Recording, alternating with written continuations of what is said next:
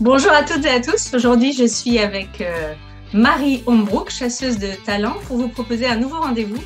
Alors, on a réuni nos compétences et l'expertise d'Actorus exécutive et de Tout droit tout simple pour proposer à tous ceux qui le souhaitent une émission qui est un format court, d'un quart d'heure environ. Alors, le but, c'est de vous donner des clés pour booster votre carrière. Comme on n'a pas la prétention quand même d'avoir la science infuse, on va avoir des invités qui, eux, nous partageront leurs expériences en fait et leurs compétences. Donc voilà, les sujets abordés sont essentiellement, vous l'avez compris, RH, développement personnel, carrière et en particulier dans le domaine juridique. N'hésitez pas à relayer l'information, à prendre part au sujet en envoyant des commentaires, en message privé sur LinkedIn par exemple.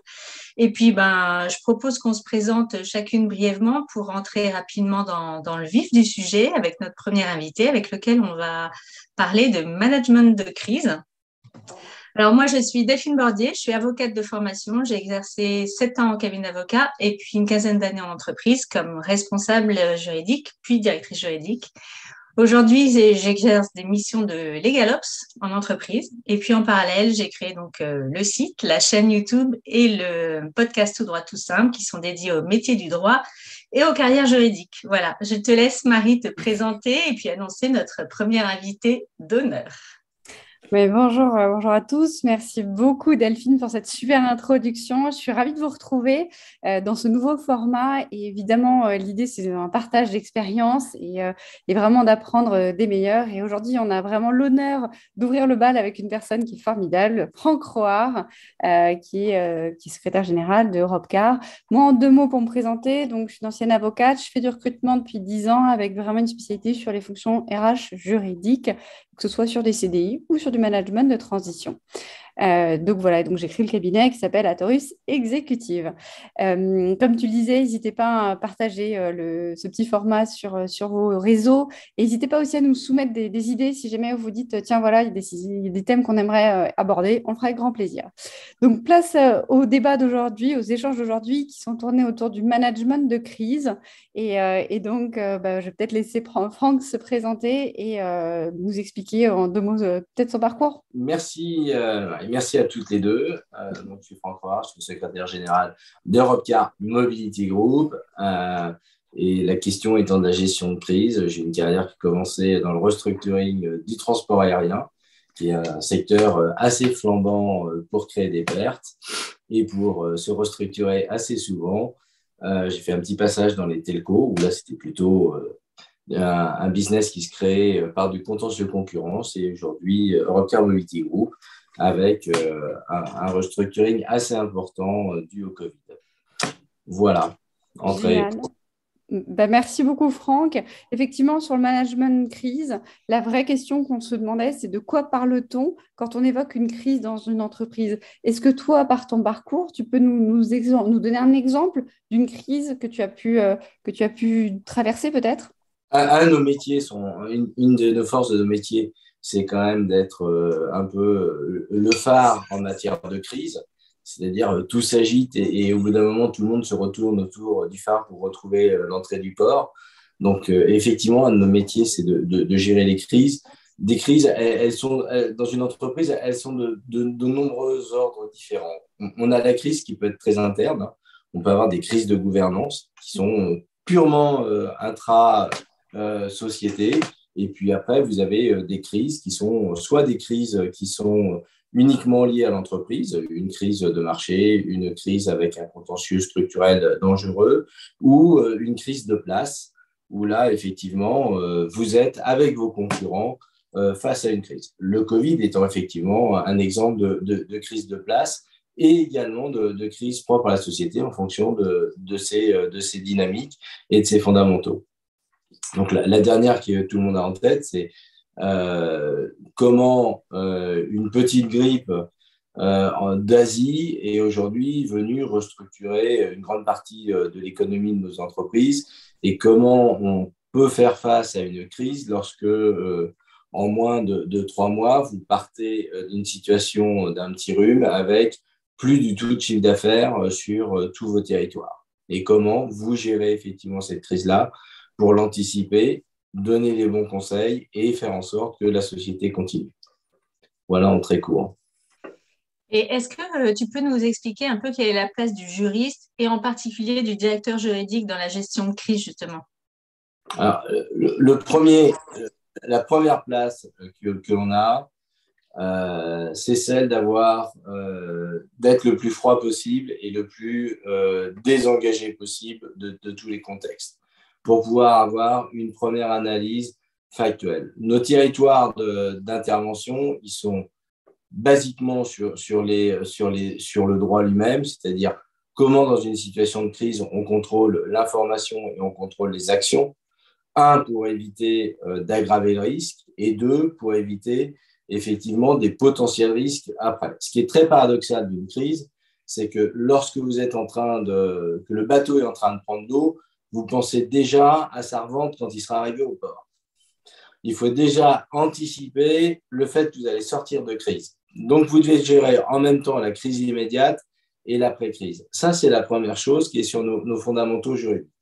Ensuite, on a un job qui est assez extraordinaire et nous sommes au milieu, à la confluence de toutes les entreprises. Nous sommes un des seuls métiers de l'entreprise qui avons un langage commun avec l'ensemble des différentes parties prenantes de la société. Et cette place-là nous permet effectivement d'organiser la crise, à savoir comment on garde, comment on organise la réponse, comment on organise le cantonnement des différents risques et comment ensuite on gère aussi la partie gouvernance, comment on explique à nos shareholders où nous en sommes et comment, lorsqu'on est coté, on explique à l'ensemble du marché ce qui arrive. Donc, nous sommes aujourd'hui, nous, à gérer, premièrement, c'est analyser le risque, deux, concourir au confinement du risque, c'est la théorie des sous-marins, c'est-à-dire qu'à chaque fois qu'on peut isoler une partie de risque, on isole la partie de risque, et ensuite, il faut anticiper l'après et anticiper l'ensemble du 360 du risque. D'accord. Et alors, justement, il y a une vraie question qu'on se demandait, c'est comment devenir un acteur incontournable en période de crise? Alors, basiquement, je vais te dire très simple, ça se fait naturellement. En période de crise, tout le monde a peur et que le premier qui dit « j'ai moins peur », tout le monde va le suivre. Il n'y a pas de souci sur le sujet. C'est plutôt une grande partie où les gens sont perdus. Et lorsqu'on est perdu, où il y a un gros risque pour l'entreprise, tout le monde se retrouve sur le juriste. Donc là-dessus, il n'y a pas de souci sur le sujet, puisque tout le monde va rechercher la réassurance. Donc tout le monde va chercher un confort dans un monde d'inconfort. Et c'est la difficulté du juriste, c'est de donner du confort alors qu'il n'a pas plus de visibilité que ses pairs. Mais c'est son métier de gérer cette angoisse des gens, puisqu'il y a la partie psychologique aussi. Et lorsque je disais qu'il fallait être extrêmement froid et détaché, c'est aussi pour donner de la réassurance. Dans la gestion de la crise, si vous n'avez que des gens paniqués, on n'y arrivera pas. Donc, encore une fois, on structure une cellule de crise avec les gens psychologiquement qui sont capables de résister à la crise et ceux qui le sont moins. Et après, on va travailler les niveaux d'information avec le degré d'acceptabilité des gens qu'on a en dessous. Donc, on est capable de dire quand il y a une grosse fuite d'eau au milieu du bateau, non, c'est pas grave, en fait, on a déjà prévu, on a plein de pompes qui vont tourner, donc vous continuez à avancer, l'eau elle rentre, mais elle ressort. Voilà. C'est le Titanic, mais tout va bien, quoi. Ça va aller, ça va aller. Parce que s'il panique, on n'a plus personne à bord. Oui. Et alors, là, on ne ramènera jamais votre bateau. Ouais. Et du coup, alors c'est un peu sur la même voie de question, mais c'est quoi les bons réflexes à avoir quand il y a une crise soit qui est existante déjà ou qui se profile? C'est quoi les réflexes Alors, c'est assez d'abord de survie, mais le premier réflexe, c'est avec qui je vais travailler et avec qui je vais travailler pour avoir les bons relais d'information. Sans la bonne information, on n'est pas capable de prendre aucune bonne décision. Donc, je dois avoir la bonne information. Je dois trouver le maximum de gens qui sont suffisamment détachés pour pouvoir nous aider dans les réflexions. Ça, c'est la première chose. C'est le premier réflexe. Et ensuite, c'est gérer l'information. Et est-ce que, d'après toi, il faut faire preuve de transparence quand tu parles d'information? Est-ce qu'il faut être complètement transparent et avec qui? Ou est-ce que... Alors, il faut toujours être transparent. avec tout le monde. La vraie question est, on n'a pas la même notion de transparence. Tu as un verre dépoli, il est transparent, il laisse toujours passer la forme et la lumière, et un verre très très clair, il arrête que peu de l'image. Donc, alors, on est toujours transparent, mais c'est le degré de transparence qui n'est pas le même pour les différents interlocuteurs. Alors justement, là, tu viens vraiment arriver sur la conclusion sur laquelle on voudrait arriver. En termes de communication en période de crise, quelle est la bonne attitude à avoir, interne et externe également? Alors, la première, c'est fermer tout. parce que en période de crise, on a beaucoup d'informations et que réagir trop vite ne nous laisse pas le temps de vérifier l'information qu'on reçoit. Et avant de relâcher une information, il faut, vérifier sa source, vérifier si elle est vraie ou pas. Et ensuite, et c'est notre job, c'est d'analyser l'impact de l'information. Parce qu'une information, même vraie, même brute, posée au mauvais moment ou sans son contexte, peut avoir des catastrophes bien plus grandes que le risque que l'on a aujourd'hui. On parlait des voies d'eau dans le bateau, on peut très bien avoir une très grosse voie d'eau dans le bateau, mais bon, en fait, si on n'a pas analysé que peut-être quand même, vu la flottaison, ça va passer, et que si je donne ça tout de suite, tout le monde va se précipiter sur l'avant du bateau, et là, je vais créer un deuxième risque. Alors que le premier, ce n'est pas une super situation, mais bon, avec les pompes de secours, etc., je devrais pouvoir rejoindre le rivage. Donc, tu vois, l'information, elle peut être juste, elle peut être vraie. La vraie question, je l'analyse comment, je la contextualise comment. Et sortir cette information, de temps en temps, peut me créer plus de risques.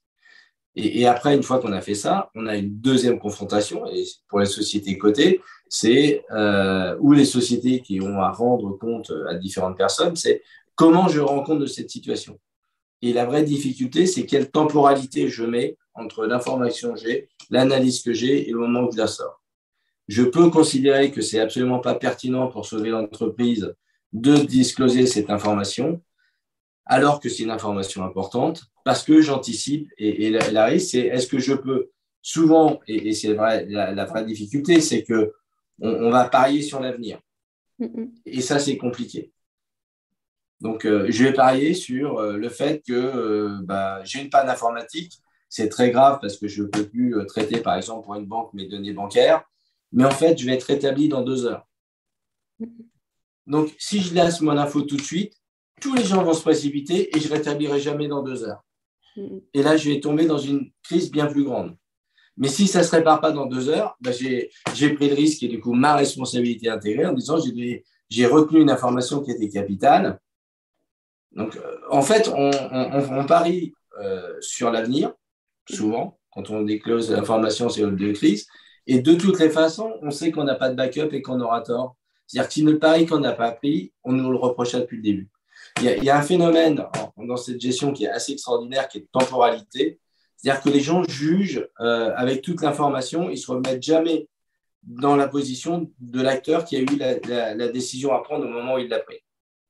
C'est tous les grands procès qu'on a eu sur la santé, où les gens te disaient, voilà, le petit article qui est écrit par un mec qui ressemblait à rien, en fait, c'était le visionnaire et tout le marché aurait dû s'aligner sur ce visionnaire.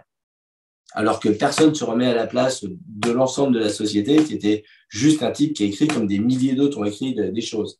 Tu vois ? Donc, la vraie question, c'est ça. Et c'est ça le management, c'est prendre des risques. Moi, ce que je retiens quand même, c'est que, en gros, ça dit beaucoup de choses, mais garder son sang-froid, avoir une attitude toujours positive, et puis évidemment faire une analyse de risque et ne pas discloser les informations n'importe comment et bien maîtriser les informations. C'est ça que j'ai retenu en gros. Et si je peux me permettre un autre truc, Delphine, c'est choisir les acteurs de la cellule de crise. Ah oui, c'est ce que tu as dit en premier. C'est hyper important.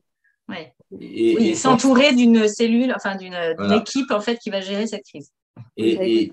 Et l'idéal, c'est être entre 2 et 3 personnes qui puissent suffisamment échanger librement avec une information brute.